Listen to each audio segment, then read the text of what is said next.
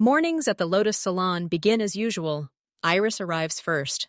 She loves the quiet before opening. She turns on the lights, checks her appointments for the day, and prepares her station. Then she goes to the VIP lounge to air it out and make sure everything is in order after yesterday's deep cleaning. She pulls back the heavy velvet curtain and freezes. The large mirror she sat before on the day of her transformation is no longer whole.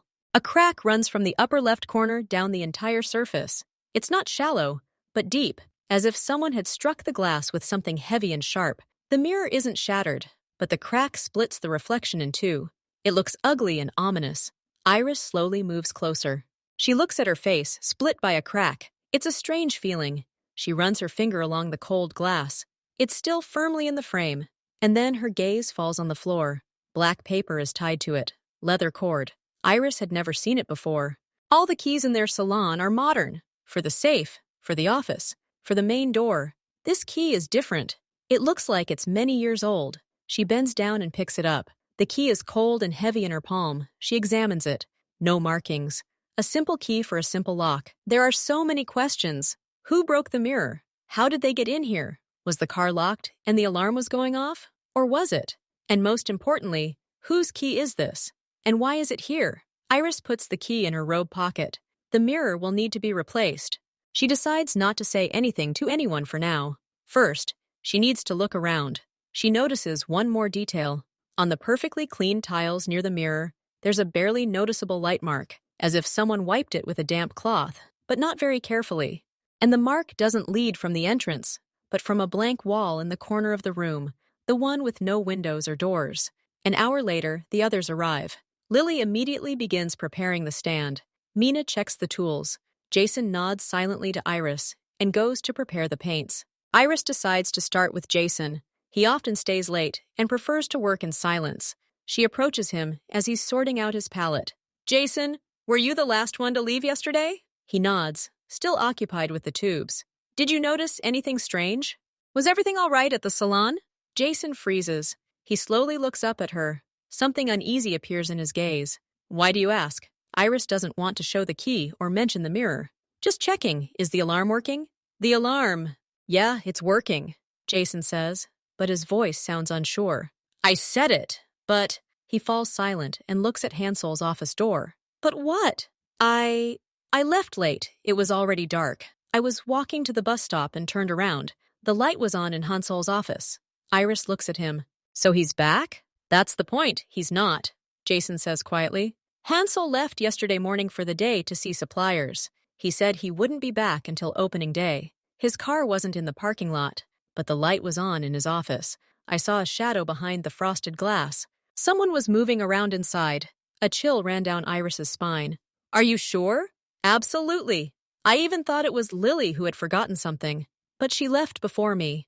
I wanted to go over and check, but I got scared, and so I left." Hansel enters the salon. He looks as usual, impeccable suit, calm face. He greets everyone and goes into his office. He doesn't look like someone who just returned from a long trip. He looks like he's just stepped out for 5 minutes. Iris and Jason exchange glances. The question hangs in the air. If Hansel only returned now, then who was in his office last night? And why? The day goes on as usual. Clients come and go. Iris tries to concentrate on her work, but her thoughts wander to the cracked mirror and the key in her pocket. She doesn't find the time to re-enter the VIP room and investigate that strange mark on the floor. After lunch, when the salon is quiet, the phone rings. But it's not the phone on Lily's desk. It's the sharp, insistent ring of the direct line in Hansel's office. Everyone jumps. That phone rings very rarely. Lily looks at the office door. The bell keeps ringing. Hansel doesn't come out. Lily decides to pick up the phone at the counter as she has a call forwarding option. "Lotus Salon, hello," she says. There's silence. Then a male voice, low and emotionless. "Please call Kim." Lily blinks. No one ever calls Hansel just Kim. "Mr. Kim is busy. Can I tell him something?" The voice on the other end repeats, slowly and clearly, as if dictating an order. "Call Kim. Now?" Lily, pale, nods, even though the other person can't see her. "One moment." She puts the phone down on the counter and practically runs to the office. She knocks.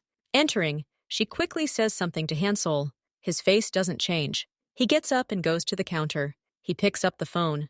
Yes. He listens. Silent. His face is a stony mask. Not a muscle moves. He stares at the wall in front of him. Understood, he finally says. His voice is quiet and even. He listens for a few more seconds. Then there's a short beep. The call is disconnected. Hansel slowly hangs up. He stands motionless, staring straight ahead. The entire room stands still, watching him. Then he turns and walks back into the office. At the threshold, he turns around. His gaze sweeps across the room and rests for a moment on Iris. There's nothing in his eyes. No anger, no fear, no question, just emptiness. He enters the office and closes the door. A minute later, the door opens again. Hansel emerges, now wearing his coat. I need to leave for urgent business, he tells everyone, not looking at anyone in particular. Lily, lock up today. Mina, you're in charge. And he leaves without waiting for an answer. The silence in the car grows echoing. Lily is the first to break it, whispering, What did he say? To the person on the phone? He only said one word. Iris, who was standing closest, quietly replies. She heard. He said, Got it. And before that, what before that? Jason blurts out. Before that, while he was listening, the person on the phone said one thing. I heard it. Iris pauses. He said, The plant needs watering. No one understands what this means, but everyone felt cold. After Hansel leaves, the atmosphere in the salon is tense. The clients sense it and become quieter. Mina works with her lips pressed together. Jason is silent. Lily tries to smile, but it comes out unnaturally. Late in the evening, Lily decides to tidy up Hansel's office. He didn't ask her to, but she wants to keep herself busy. She grabs a duster and a vacuum cleaner. Iris helps her. She needs a distraction, too. They enter the office. Everything is as usual. A clean desk, a leather chair, a shelf with catalogs. Lily begins dusting. Iris vacuums the carpet. Lily opens the bottom drawer of her desk to wipe down the inside. She usually keeps the supplier folders there. She takes them out, and behind the folders, she sees something else. An old, tattered book with a dark brown binding. That's weird, Lily mutters. She takes out the book. It's heavy. There's no writing on the cover. She opens it. It's not a book. It's an accounting journal. An old-fashioned one, with lined pages and columns, but there are almost no numbers in it. Iris moves closer. Together they flip through the pages. Dates. Initials. Not amounts of money, just letters. For example, 12.03, VKLN, confirmed. Or, May 7th, transfer, SR, new address. The pages go back several years. The initials don't match any names they know. Not Hansel, not Mina, not any of the clients they know. It's some kind of code. What is this? Lily whispers. Is it like an appointment diary? Or, I don't know, Iris says quietly. She feels her heart beat faster. This isn't the salon's accounting. It's something else, something hidden. Put it back, just like it was.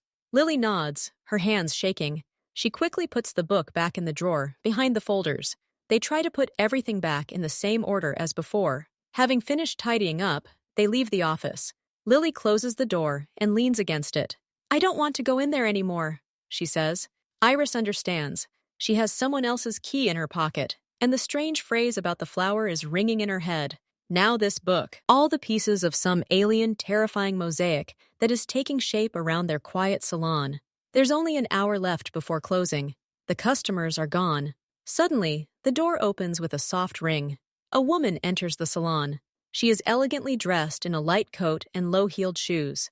She has a neat haircut and an expensive handbag. She looks like a high-class client, but she doesn't approach the counter. She walks slowly through the room, taking it all in. Her gaze glides over the mirrors, the chairs, the lamps. She studies the space as if she's about to buy it, not get her hair done. Mina emerges from behind the VIP lounge curtain. Hello, we're closing soon. Are you booked? The woman turns to her. She smiles a cool, polite smile. No, I'm just checking in. You have a good location. Convenient layout? Her words sound strange. Thank you, Mina says cautiously. Would you like to reschedule for another day? Perhaps. Tell me, is this the only room? Do you have any extra rooms? A storage room, perhaps? Or a utility room on the second floor? Mina's eyebrow twitched slightly. Just what you see. The main hall, the VIP room, the owner's office, and the tool room. There's no second floor. Interesting, the woman said, still looking around. Her gaze stopped on the wall behind which Hansel's office was located, then on the blank wall in the corner of the main hall. And the exits? Only through the main door? Now Lily, Iris, and Jason are all looking at her. The questions are too specific. This isn't a client's curiosity. Only the main door and an emergency exit through the utility room, in case of fire, Mina says, her voice taking on a steely edge. How can I help you? The woman finally looks at her directly. Her smile doesn't reach her eyes. You've already helped. Goodbye. She turns and leaves the salon as quietly as she entered. Everyone is silent for a few seconds. What was that? Jason is the first to break the silence. I don't know, Mina says, but her face is tense. She looks at the door she just closed behind the stranger. But I don't like it. Iris looks at the same blank wall in the corner the woman had been studying, the same one from which a strange trail led into the VIP lounge. A coincidence? She doesn't believe in coincidences. It's closing time. Everyone is tired and tense. Lily is counting the takings. Mina and Jason are washing their tools. Iris begins cleaning. She takes off her gray work coat to put on a mopping apron over it. She hangs her robe on a hook in the utility room. She notices a corner of white paper sticking out of the inside pocket.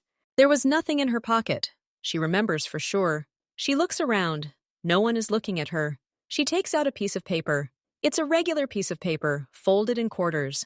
She unfolds it. There are only a few words printed on the piece of paper. Tomorrow, 11 p.m., Warehouse District 7. Come alone. No signature, no explanation. Just an address and a time.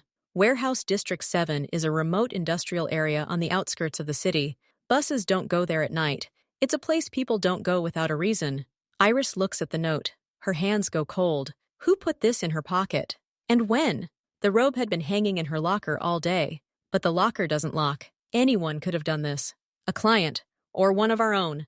She quickly crumples the note and stuffs it into her jeans pocket. She won't tell anyone. Not yet. She feels like she's being drawn into some kind of game, and she doesn't know the rules. The cleaning is finished. Everyone is getting ready to go home. Lily leaves first, then Jason.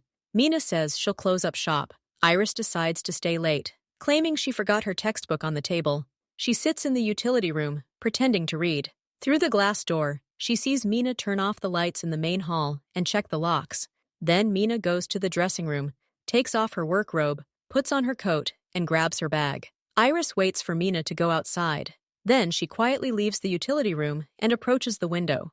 Mina is standing on the sidewalk. She's not heading to the bus stop. She's standing there, looking at her phone.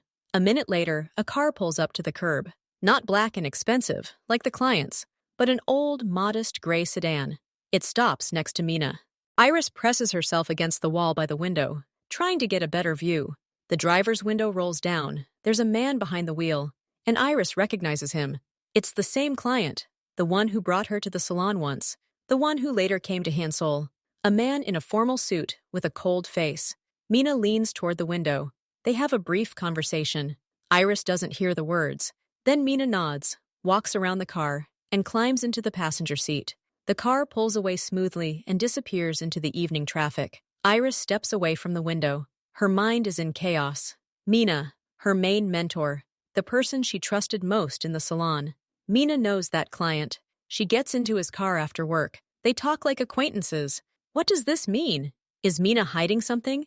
Is she connected to a side of Hansel's life that no one talks about? Or is Mina not who she claims to be? Iris feels lonely and afraid. Who can she trust now?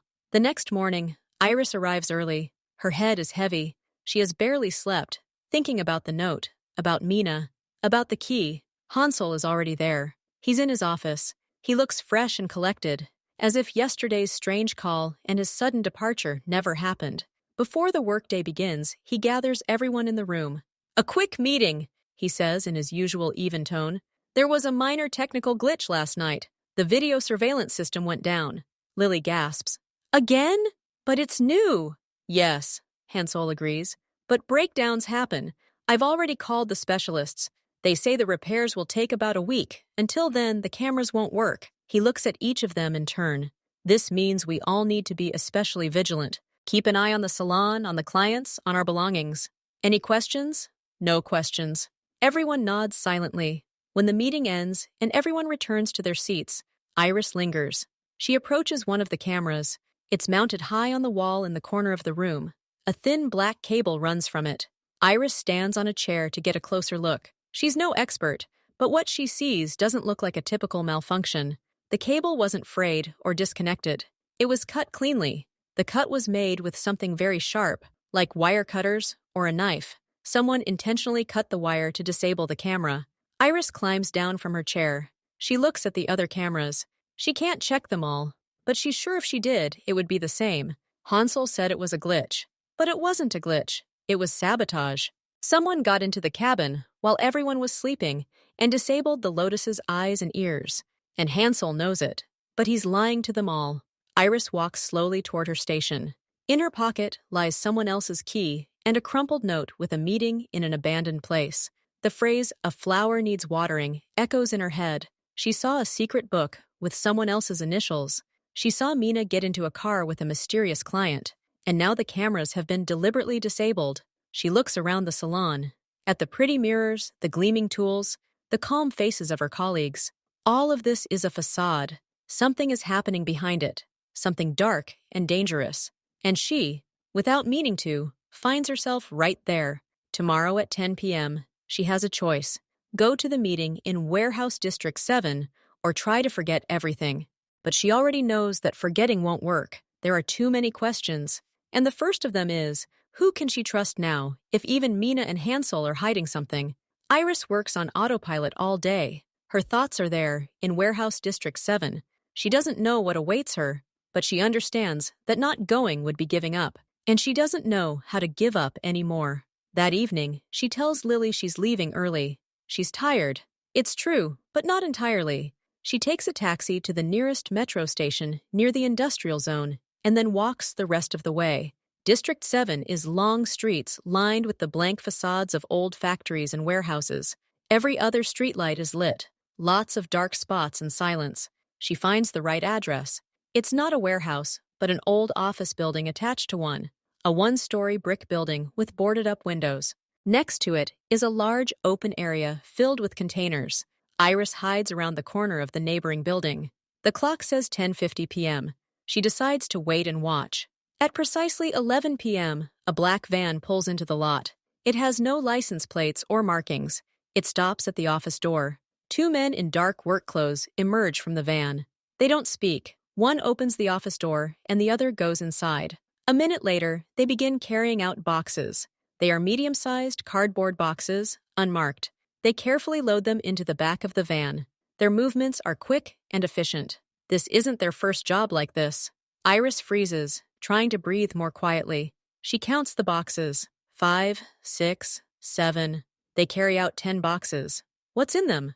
Tools? Hair dye? But why would they smuggle this out of an abandoned warehouse in the middle of the night? One of the men carries the last box less carefully. The corner of the box catches on the doorframe, and the cardboard tears slightly. Something falls out of the crack and falls to the ground. The man doesn't notice. He loads the box and closes the rear door of the van. They both climb into the cab. The van starts and drives off into the darkness as quietly as it arrived. Iris waits until the red taillights fade into the distance. Then she emerges from her hiding place and approaches the spot where the object fell. She turns on the flashlight on her phone, shielding it with her hand. There's a folder lying on the dirty asphalt, a regular cardboard ring binder. It's half open. Iris picks it up. Inside is a stack of papers. She shines her flashlight on the top sheet. These aren't invoices. They're photographs, black and white, printed on plain paper. The first photo shows some kind of office building. The next one shows several people at the entrance. The faces are blurry, but one looks familiar. Iris scrolls further. Here's a photo of a man in a car. Here's a schematic floor plan with notes. These aren't product documents. This is surveillance. Someone was watching someone and recording. At the bottom of one of the pages is a small, barely noticeable stamp. Iris looks closer. It's not a company seal. It's a symbol, a stylized lotus flower, the same one on their salon's logo, but simplified. Outline. A cold horror envelops her. She drops the folder as if burned. The photographs scatter across the asphalt. She quickly gathers them up and shoves them back into the folder. Her hands are shaking. Why are there photographs and plans in boxes in an abandoned warehouse? And why is there a lotus mark on them? What connects this symbol of purity and care to nighttime transport and surveillance? Iris places the folder under the ledge of the ruined foundation. She can't take it with her, it's too dangerous. She walks away from this spot and practically runs toward the illuminated streets. She has one thought in her head: the Lotus Salon is not what it seems, and without realizing it, she has long since become part of something alien and terrifying. Iris walks quickly, turning around every few steps. She feels like she's being watched. A rustling sound in the darkness makes her heart pound. She decides not to go straight through the dark courtyards, but to circle around and approach the warehouse from the other side to make sure everything is clear. She rounds the corner of a long brick building, a former workshop. Opposite, across a narrow passage, stands a two-story administrative building. The windows on the second floor are dark, but one is slightly open, and there, in the black window opening, Iris sees movement. She presses herself against the wall, frozen. Someone is standing in that room on the second floor. He's looking in her direction, not at her, but at the landing where the van had just been. Something glitters in his hands. The moon comes out from behind the clouds for a moment, and silver light falls on the face in the window. Iris almost screams. This is Jason! He's not looking in her direction. He's looking through binoculars. He's observing the same warehouse. His face is focused and serious. It's not an expression of fear or curiosity. It's the professional, attentive gaze of a man doing his job. Iris can't move. Jason, the silent, withdrawn colorist who does nothing but mix paints. He's here. At night. He's watching. So, he received the note too? Or is he working for whoever wrote it? Or was he following her? Her thoughts are jumbled. Iris steps back into the darkness, keeping her eyes on the window.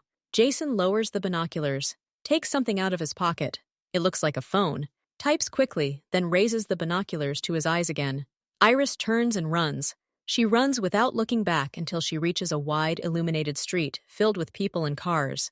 She stops, leaning against the wall, and tries to catch her breath. Jason, Mina, Hansel, who's on whose side?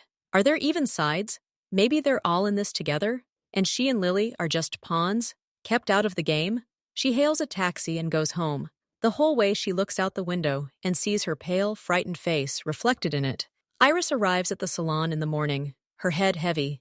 She's barely slept. She sees Jason at his desk, calmly stirring dye in a bowl. He looks at her, nods as usual, and then looks away. There's no sign of excitement or surprise. Iris wants to come up to her and ask her directly, "What did you do last night?" But she can't. She's afraid of the answer. Instead, she silently begins preparing her work area. An hour later, there's a commotion. Lily can't find the new batch of towels. These were special towels, expensive, ivory-colored, used only for VIP clients. They were delivered yesterday, and the box was placed in the back room. Now the box is there, but it's empty. "I left them there myself," Lily almost cries. "There were 20 of them. They couldn't have just disappeared." Mina helps her search. They check every cabinet, every shelf. There are no towels. Hansel leaves the office, hearing about the noise. "Are you sure they weren't used?" he asks. But there's no concern in his voice, just a hint of irritation. "Absolutely," Lily insists. "We didn't admit anyone to VIP yesterday." Hansel shrugs. "It must have been a supplier error. They sent an empty box. I'll take care of it. Don't worry." He returns to the office. But Lily isn't reassured. She's certain there were towels. The atmosphere in the salon is tense all day. Clients sense it, and the day passes in a kind of nervous daze. The next morning, Lily goes out to the back of the salon to throw the trash into a large container. She screams and calls out to everyone. Iris, Mina, and Jason run out to her. In an open trash can, on top of empty cardboard boxes and hair clippings, lie towels, all 20 of them. Their expensive cream color is now stained. They are covered in dark, damp spots, clumps of earth and sand. They look as if they were thrown into the mud and trampled. But the strangest thing is, they're folded, not crumpled, but neatly, evenly stacked. Someone had deliberately gotten them dirty, then carefully folded them and thrown them away here, right behind the salon. This isn't theft. It's a message. Someone wants to show they can take anything, damage it, and then return it right under their nose. It's a show of power and permissiveness. And this was done by someone who has access to the salon after hours. Everyone stares silently at the dirty stack. No one knows what to say. Fear hangs in the air like a thick fog. After the towel incident, Lily can't calm down. She's nervous, dropping things, messing up her notes. During a break, she approaches Iris. "Let's go have some tea," she says, her voice shaking. "I need to talk." They go into the back room and sit at a small table. Lily pours tea, but her hands are shaking so much that the tea spills. "Lily, what happened?" Iris asks softly, though she already knows. "I'm scared, Iris. I'm really scared." Lily covers her face with her hands. "I saw something recently, and I don't know what to do."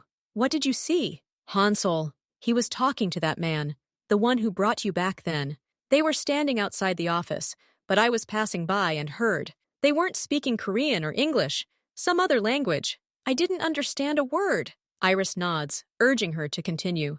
"And this man, when he turned to leave, his sleeve rolled up. He had a tattoo on his wrist. Small, but I saw it." Lily looks up at Iris, her eyes wide and horrified. "It was a lotus, just like the one on our sign, only not beautiful and stylish. More plain, outlined, like it was drawn in prison." Iris freezes.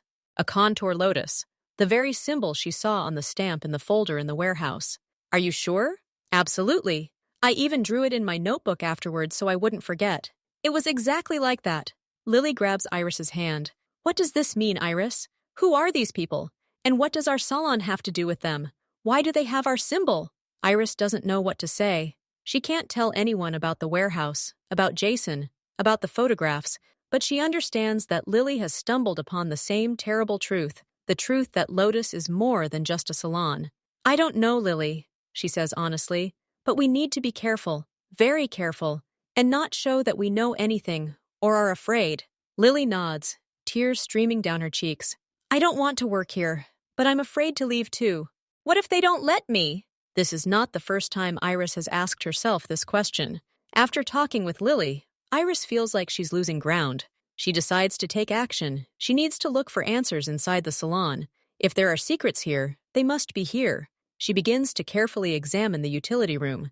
It's a small room with shelves for toiletries, a washing machine, and a sink. One wall is occupied by a large built-in closet for storing clean towels and robes. Iris approaches the cabinet. She's opened it hundreds of times. But now she's not looking at the shelves. She's looking at the cabinet itself, at its sides. And she notices something she hadn't seen before. There's a small gap, a couple of centimeters, between the cabinet and the wall. On the left side, on the right side, the cabinet is pressed tightly against the wall. She presses on the left side. Nothing. She pulls the cabinet toward herself. It's heavy, but it moves a few centimeters. And behind it, not a wall opens, but a door. A narrow, inconspicuous door, painted the same color as the wall. It's almost invisible when the cabinet is in place. The door has a simple iron lock, an old one, just like the ones you'd find in warehouses. Iris freezes. She looks at the keyhole, and then her heart skips a beat. A thin strip of light shines from under the door, through the crack between the floor and the wood. A dim, yellowish light, like from a table lamp. Someone's there. Now. In that secret room behind the closet in the utility room, Iris jumps back from the door as if burned. Her first thought is to run, but her legs won't obey her. She stands and looks at that strip of light. She listens, not a sound. She remembers the key, the same old key she found by the cracked mirror. She still carries it in her pocket. With a trembling hand, she takes it out. She compares the key and the keyhole. They seem to be the right size. Outside, she can hear Mina and the clients' voices.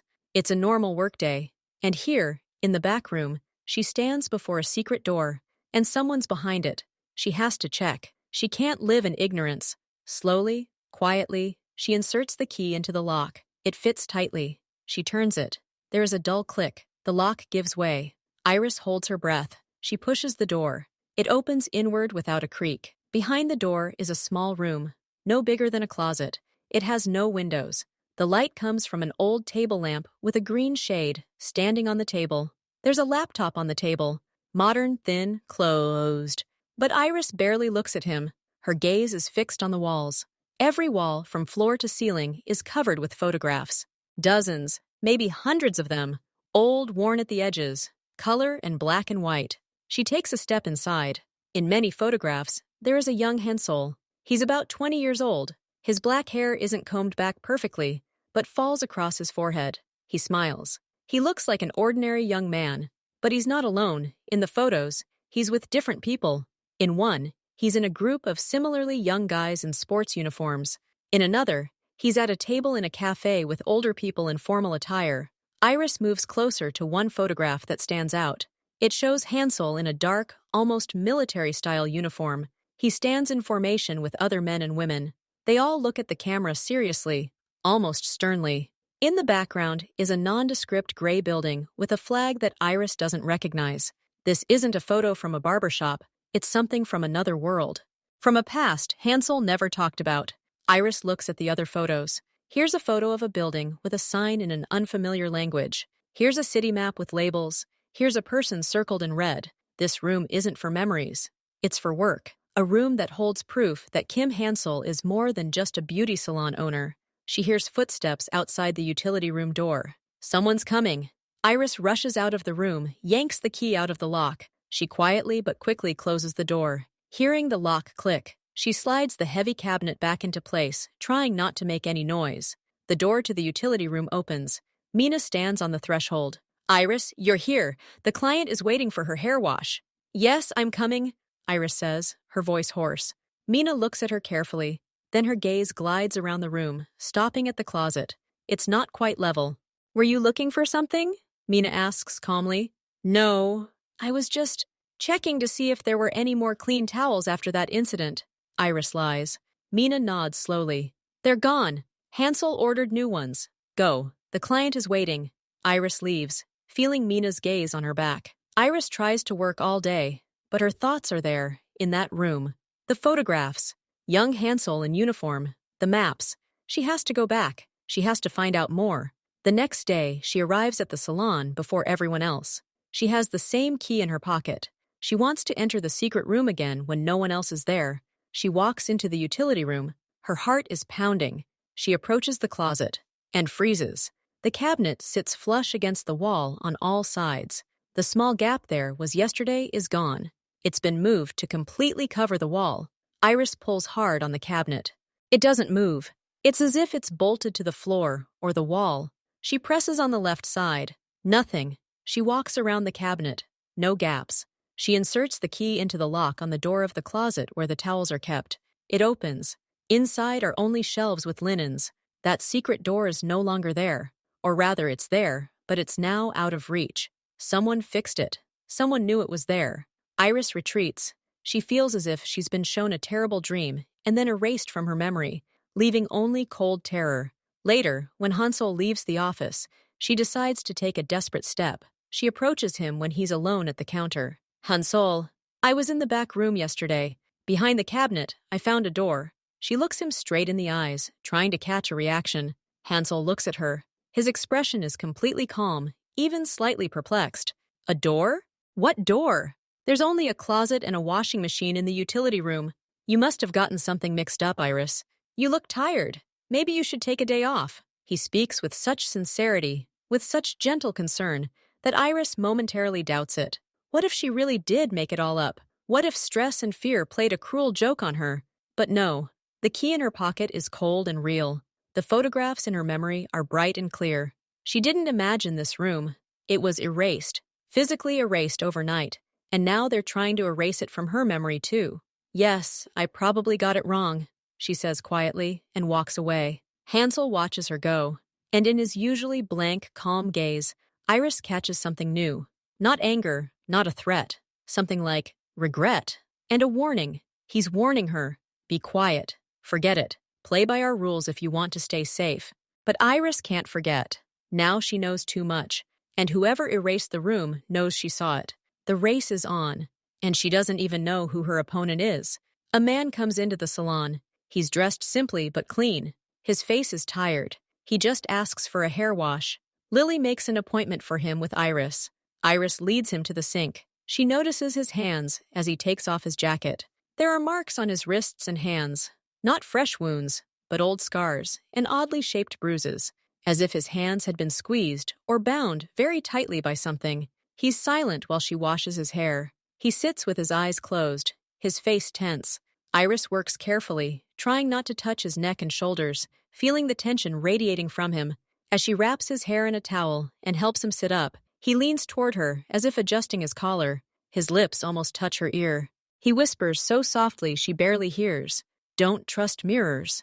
Then he leans back, his face blank again. He lets her trim the ends of his hair without a word. He pays her in cash, gives her a good tip, and leaves without looking back. Iris stands with scissors in her hand.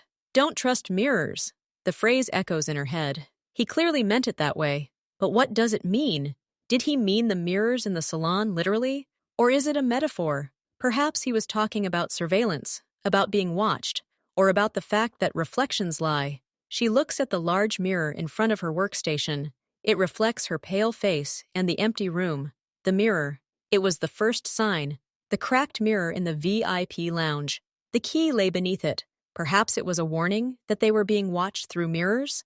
Later that day, Iris cleans the VIP lounge. She mops the floor and wipes down every surface. She pushes the chair next to the sink to vacuum underneath, and he sees a shiny object on the tile. She leans over. It's a fake nail. Long, elegant, with an expensive design. Black polish with thin gold lines. It's broken at the very base. Iris picks it up. She examines it.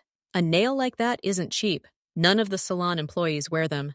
Mina prefers short, natural nails for work. Lily wears regular polish, no press-ons. Iris keeps her own nails trimmed short. Clients? Possibly. But the VIP lounge hasn't been used since the day the towels were removed. And after that, there was a general cleaning. This nail should have been noticed by whoever was cleaning it, so it was dropped later, after the final cleaning. Someone was here last night. A woman. And she was either in a hurry or nervous because she broke a nail and didn't notice. Iris remembers an elegant stranger asking odd questions about the layout. She had well-manicured hands. Could that be her fingernail?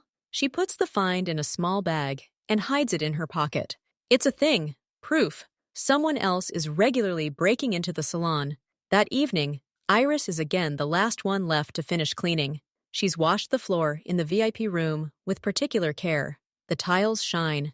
She turns off the light and is about to leave when her gaze falls on the floor. A wet trail stretches from under the hair wash basin to that same blank wall where the secret door used to be. A single streak, as if someone walked past with wet feet or carried something wet. The footprint is fresh. The floor under the sink was dry when she washed it 10 minutes ago. Iris approaches slowly. She looks at the wall. The cabinet is still firmly pushed in. But the trail leads straight to it and ends. Her heart was pounding. Someone had just been here, while she was mopping the floor at the other end of the room. They had come out from behind the sink. Perhaps they had been hiding there, and walked to the wall, and disappeared. So there's still access to the secret room. She just doesn't know how to open it, and someone is using it. Right now, while they're all here, she listens. Silence. But she thinks there's something behind the wall. Footsteps? A muffled voice? She hesitates to stay. She quickly exits the VIP lounge, closes the curtain, and activates the alarm in the main lounge. As she leaves, she glances back at the salon. She thinks she sees a flickering light in the darkness behind the frosted glass of Hansol's office, like a phone screen. The next day, Iris can't concentrate. She decides to take a desperate step. Several numbers from that old ledger are imprinted in her memory. One of them is local. During her lunch break, she goes outside. She finds a public payphone, of which there are still a few left in the city. She drops in a coin and dials a number. The call goes through. They pick up almost immediately. A female voice, older, with an accent Iris can't place. Hello? Iris is silent, unsure of what to say. Hello? Who is this? Her voice is tense. Iris gathers her courage. It's about the Lotus Salon. There's a sharp intake of breath on the other end of the line. A long pause. What? What did you say? The Lotus Salon. I found this number in old records. Another pause. Then the woman speaks quickly, in a whisper, full of fear and hope. Kim, is that you? Oh my God, is that your voice? I thought they found you. I thought it was over. Iris freezes. The woman mistook her for Hansel. No, it's not Kim, Iris says quietly. I'm his colleague. Colleague? The voice instantly changes, becoming cold and wary. Which colleague? What do you want? How did you get this number? I said I found it in old notes. In a book, with dates and initials. You must forget this number immediately. Throw away this book. Don't call here again. Never. Do you understand? You are putting yourself and him in danger. But what? No. No questions. Forget it. If you value him, forget it.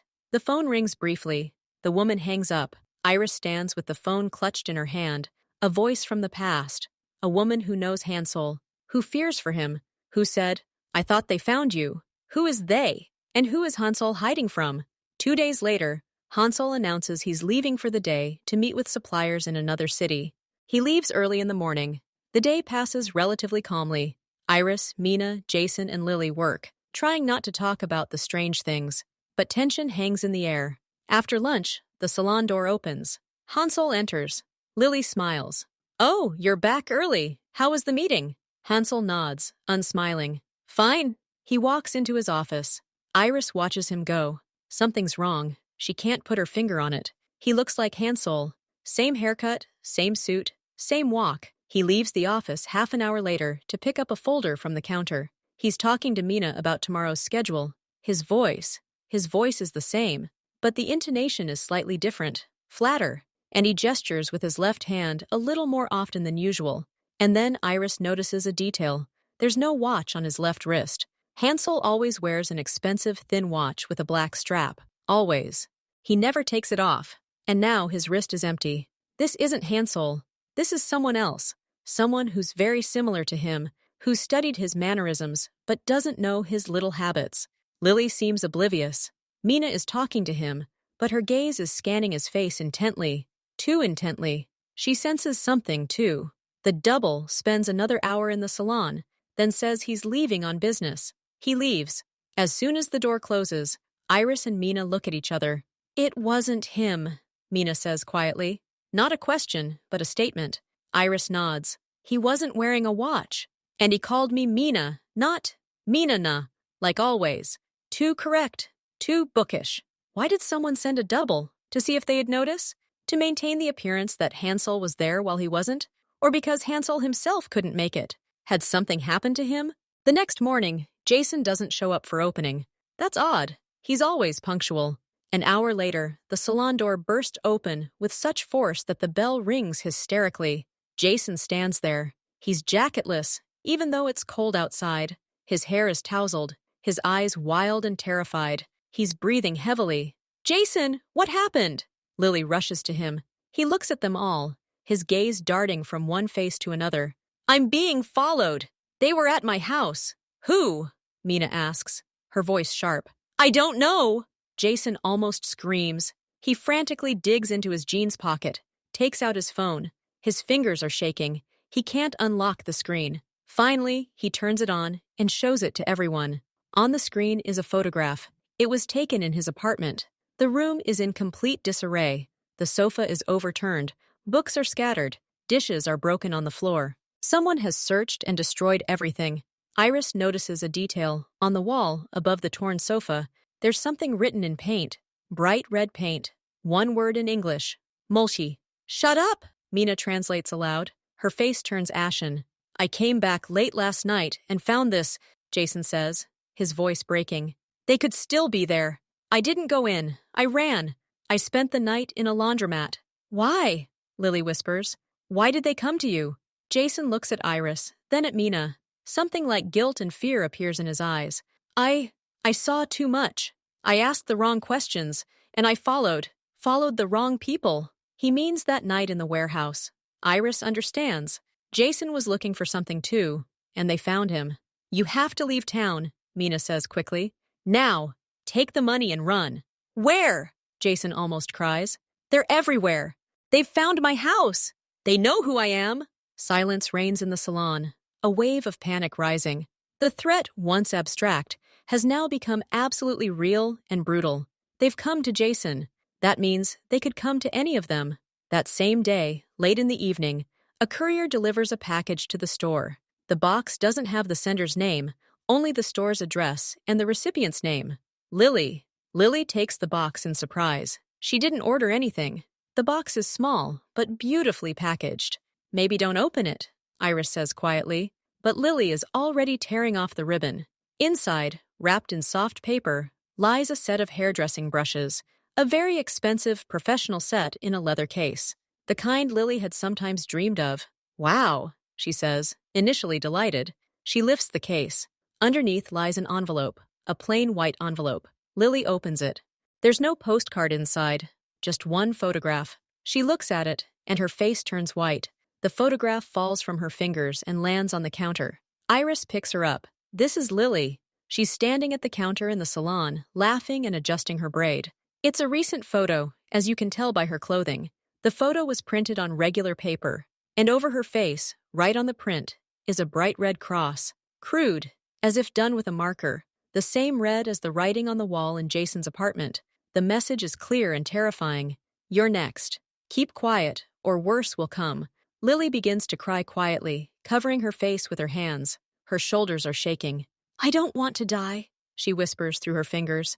I didn't do anything. Mina takes the photograph and clutches it in her fist. Her face hardens, determined. That's it. Enough. This is over. Mina locks the salon door, even though it's still an hour before closing time. She hangs a sign that says, maintenance break. She gathers everyone in the center of the room. Iris, a trembling Lily, and a dejected Jason. Sit down. Listen, Mina says. Her voice is quiet, but it's so powerful that everyone immediately falls silent. I can't stay silent any longer. I know everything, or at least I know enough to understand. We're all in mortal danger. She pauses, looking at everyone. The Lotus Salon isn't a salon. Or rather, a salon is just a facade, a front. It's a laundromat, but not for money, for information, for people. What? Lily gasps. Hansel, he's not just the owner. He's a curator. He helps people disappear. Give them new lives, new identities. Refugees, witnesses, those in danger. This salon is one of the transfer points. They meet here, exchange documents, information. And we're all part of this, whether we like it or not. We create the perfect cover, a normal workday, a stream of clients, nothing suspicious. Iris listens, and the pieces of the puzzle finally fall into place. Strange clients, late-night meetings, a book with initials, a warehouse with photographs, Hansel's room with maps. All of this is part of a system to help people in hiding. But why are they threatening us then? Jason asks, his voice hoarse. Because this system has enemies, Mina says. These people are fleeing, or competitors, or just cruel people who have found a trail. They've traced it to this salon. They know something's going on here, and they want to stop it, or find someone specific. They break mirrors, steal, leave threats to intimidate us, to force us to make a mistake, to expose ourselves or Hansel. And now they've moved on to direct threats. She looks at Lily's photo. They think we're the weak link, that we'll get scared and tell, or that Hansel will come out of the shadows to protect us. They're hunting, and we're the bait. What should we do? Iris asks quietly. Run, Mina says clearly. All together, now, before they come for us for real. Hansel has a plan for that. The Silent Lotus Protocol. We need to pack only the essentials and escape through the back door. There's a place we can hide until he sorts this out. What about Hansel? Jason asks. If he can, he'll join. If not, we have to save ourselves. Mina's voice is pained. Iris realizes Mina is more connected to this than just being a worker. She's part of this system. Perhaps she's hiding someone too, or perhaps she's hiding herself. The decision is made. Panic gives way to icy determination. They act quickly and quietly. Mina opens the safe in Hansel's office, knowing the code. She takes out 4 small packages containing documents and wads of cash. Emergency kits. She hands one out to everyone. No phones. Leave them here. They can track you. Take only money, documents, and warm clothes. Meet me at the back exit in 10 minutes. Everyone nods. Lily and Jason run to gather their things from the closet. Iris goes into the utility room to grab her jacket. She looks at the closet with the door hidden behind it. She thinks about Hansel. Where is he? What if he got into trouble because of them? In 7 minutes, everyone is ready. They gather at the emergency exit in the utility room. It's a sturdy metal door that leads into a narrow corridor, and from there, into the courtyard and the service driveway. Mina checks that everyone is there. She nods. One at a time, quickly and quietly. We'll split up outside and meet at the agreed-upon spot 2 blocks away, by the old drugstore. Understood? Everyone confirms. Mina is the first to reach for the heavy bolt on the door. She pulls it. The bolt doesn't move. It's locked from the outside. Mina tries harder. Nothing. She looks at Jason. Together, they try to move it. The bolt won't budge. Someone has blocked the exit. The main door, Mina says quickly. Quick! They run into the hall. Lily grabs the handle of the main door. She turns it. Click! A loud metallic click. Not the sound of a lock opening. It was the sound of a heavy latch falling, or an extra lock they never used. Lily tries the handle. The door doesn't open. It's locked. At this moment, the lights in the cabin go out. Complete, absolute darkness. Someone had cut the power outside. Lily's startled intake of breath is heard. Someone moves quickly in the darkness. Iris freezes, listening. In the silence, which now seems deafening, another sound is heard. A click, this time from the main door. A precise, confident sound, as if someone had just turned a key in a lock from outside, locking them in permanently. They're trapped, in their own car, and there's someone outside, someone who locked them in, someone who turned off the lights, someone who's hunting. In the darkness, Mina whispers, her voice filled with despair and rage. It's too late! They're already here! The complete darkness in the cabin feels alive and heavy. It's hard to breathe. The only sounds are Lily's ragged breathing and the creak of a floorboard under someone's foot. And suddenly, a bluish light flashes in the darkness. It's small, but in the pitch darkness, it seems blinding. All eyes turn to the reception desk. A phone lies on its surface.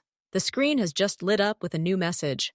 It's Hansel's phone. He either forgot it when he left this morning or left it there on purpose. Mina is the first to come to her senses. She creeps up to the counter, trying to make no noise, and picks up her phone. The screen is lit, asking for a fingerprint or code, but the notification text is visible without unlocking. Mina reads aloud, in a whisper full of disbelief. Silent Lotus Protocol. Commencement. Code 7 Delta. Wait inside. Do not open doors. The message came from an unknown number. What does this mean? Jason hisses from the darkness. So Hansel knew this would happen. Mina answers quietly. It's part of the plan. We have to wait. Wait for what? For them to come in and take us? Jason's voice rises. It's a trap. He sold us out. Quiet! Mina cuts him off sharply. The silence doesn't last long. Fear and tension explode. You knew! Jason accuses, his voice booming in the darkened room. He speaks toward Mina. You knew what we were getting into all along, and you didn't say anything. You used us as cover. I was trying to protect you by not telling you the details, Mina retorts, but her voice is thick with guilt. The less you knew, the safer you were. Safer? Lily laughs hysterically. Her crying turns into nervous hiccups.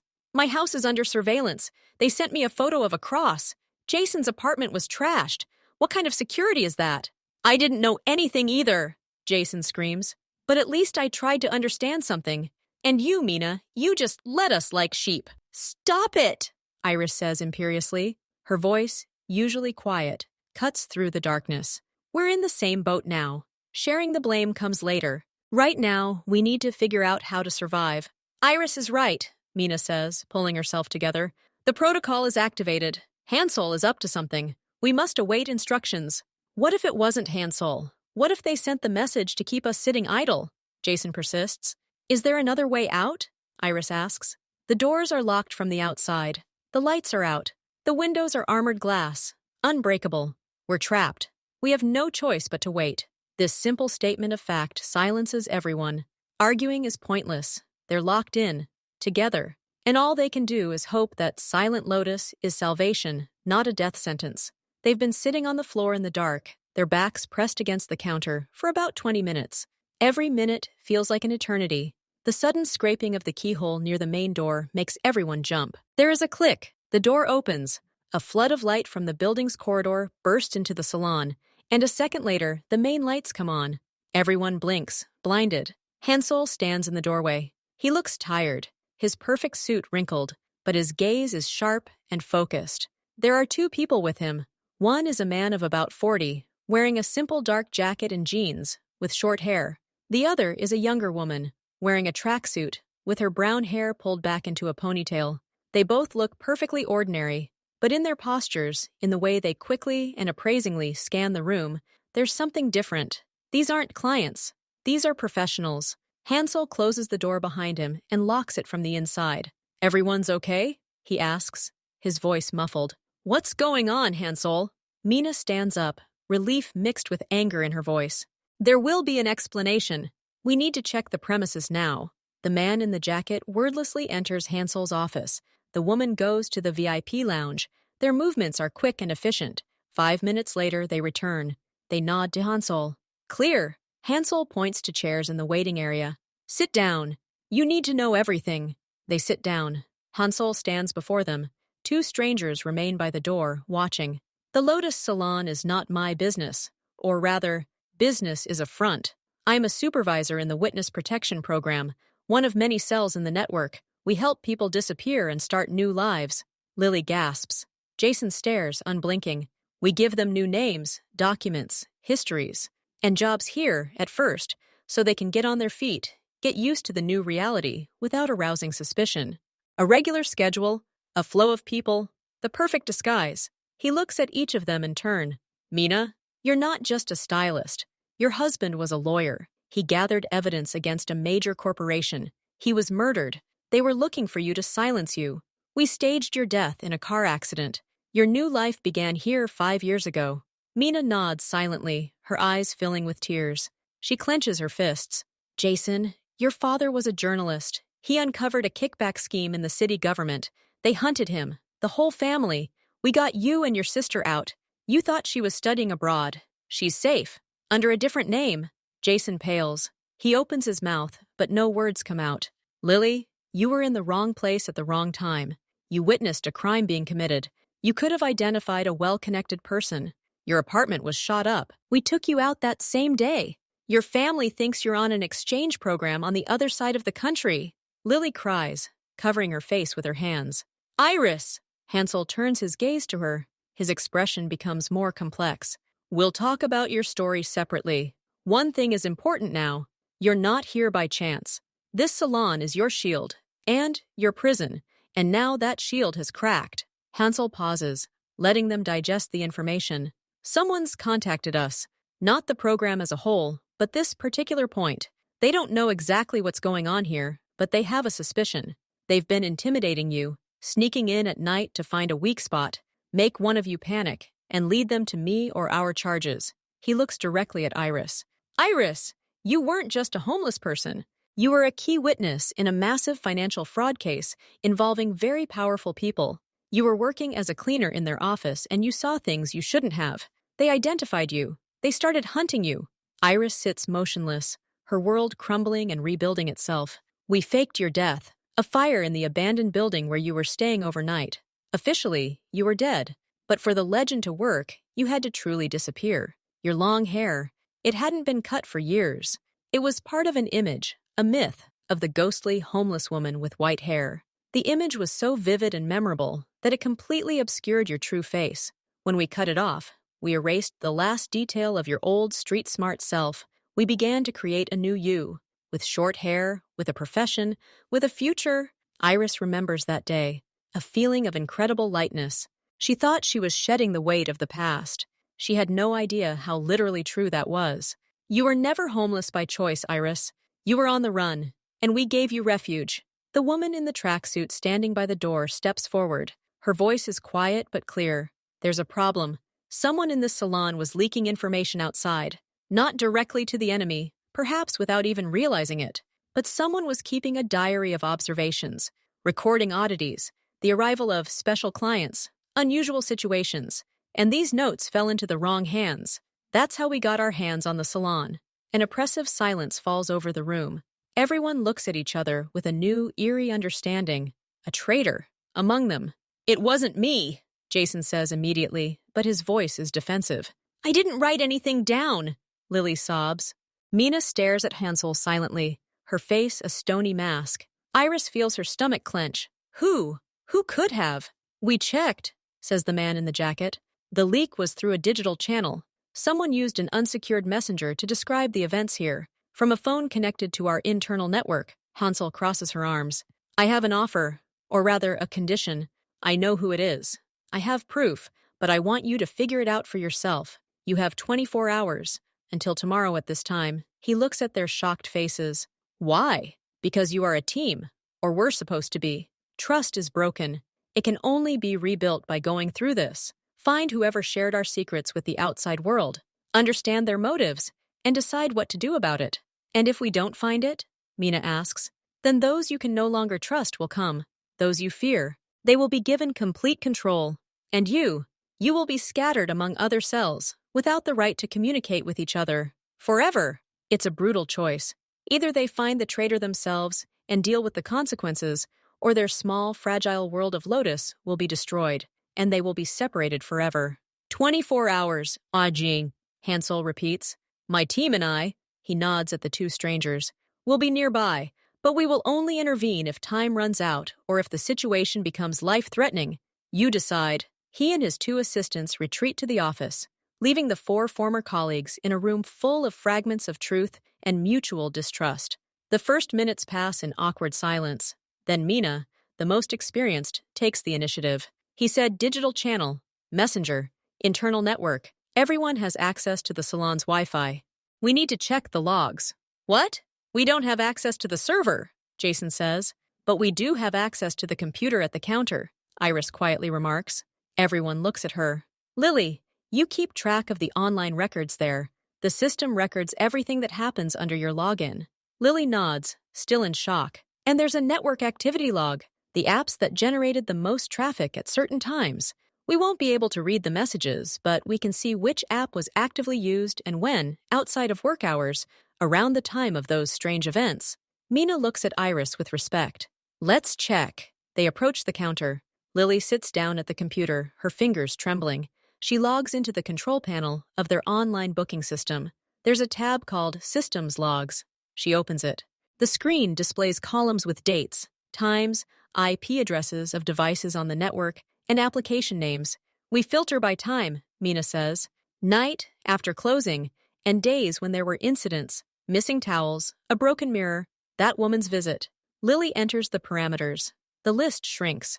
Several entries appear. One device consistently appears at night. In the apps column, there aren't any gaming or video services, but the name of a single messenger. Popular, but not the most secure. Whose device is this? Jason asks, leaning toward the screen. Lily clicks on the entry. The device's internal identifier, assigned by the network, appears. It consists of part of a special address and the device name, as defined by the owner. Everyone freezes, slowly turns to Iris. Iris stares at the screen. Her face goes white. The device's online name is her phone, the old smartphone she bought with her first earnings. This can't be, she whispers. I've never used Messenger here at night. But the digital trail is in front of them. The system records to, don't lie. Iris! Lily's voice was full of pain and disbelief. Wait, Mina suddenly said. She looked not at Iris, but at Lily. Lily opened the full list of devices for the last month. Everything that's been connected. Lily, confused, complies. There's a long list on the screen. Mina quickly scrolls through it. Here, look. She points to another entry. A device labeled with Lily's name. It's also active at night, and it uses the same messenger. And not just at night. It's active on the very days and times when strange things happened in the salon, and always a few hours before. Lily stares at the recording, her eyes wide. It's my phone, but I don't. You always left it charging by the counter overnight, Jason says quietly. Remember? You said you forgot to charge it when you got home. Yeah, but... Mina looks at them both, then at the screen. Both devices, both use the same app, but she zooms in on the column of network IDs. Look at the internal code. Iris has one, Lily has another. And what's this? She points to the third entry. A device with no name, just a string of numbers. It connected only a few times, always for very short periods, but always on the same critical days, and always using the same network. Its internal code is exactly the same as Iris's phone. Someone spoofed the ID, Mina says, her voice turning icy. Someone was connecting their device, disguising it as Iris's, so that if anything happened, suspicion would fall on her. Everyone's looking at the third entry. Who was it? Who had the skills and access to do this? Jason slowly backs away from the counter, his face contorted in guilt and fear. Jason? Mina says. You knew about technology before you went into color, right? Jason doesn't answer. He looks at the floor. It was me, Jason finally says, his voice hollow and broken. But not in the way you think. Everyone looks at him. Iris feels a mixture of relief and new terror. I wanted to protect us, Jason blurts out. I saw that something was wrong. Hansel was hiding something. Mina knew something. I was afraid we were being used for something bad. I decided to keep a journal, to record everything strange, and then Then I found someone online, an old friend of my father's. He was also a journalist, now an investigator. I thought he could help figure out if we were safe here. I sent him anonymous reports. No names, no addresses. Just descriptions of events. Idiot! Mina screams. You could have ruined us all. Did you think your friend's channels were safe? They could have hacked him. They could have been spied on. They contacted you through him and through you. They contacted the salon. It was because of you that they threatened us. It was because of you that they trashed your own apartment. It was a warning to you personally. Jason is crying, tears streaming down his face. I didn't mean to. I just wanted to understand. I was afraid. Your reports went to the wrong person. Hansel's voice rings out. He's standing in the doorway of the office, having heard everything. Your friend has been identified. His computer has been hacked. All your anonymized reports are now in the hands of our adversaries. They've pieced together the puzzle. They know about the salon. They know about the unusual clients. They don't know exactly what's here, but they're close, and they won't stop. Hansel looks at everyone.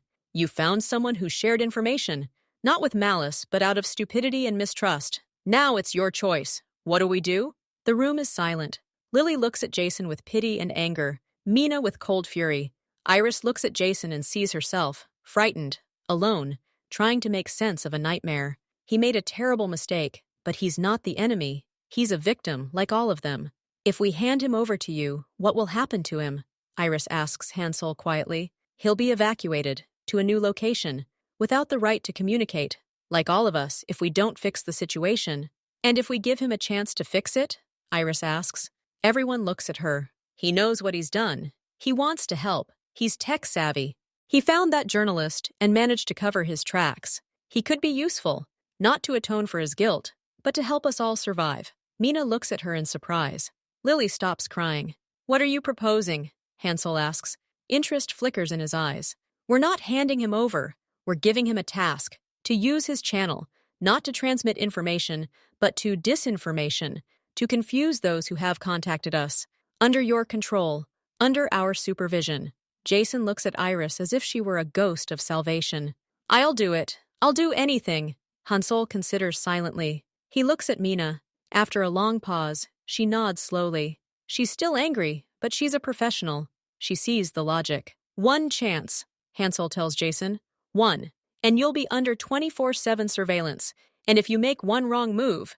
I understand, Jason says quickly. Hansel looks at Iris. Your decision, Iris. It's a game changer. You're no longer just a protege. You're part of a decision-making team. Are you prepared for this responsibility? For the consequences if this decision turns out to be a mistake? Iris looks at them all. At the remorseful Jason. At the stern Mina.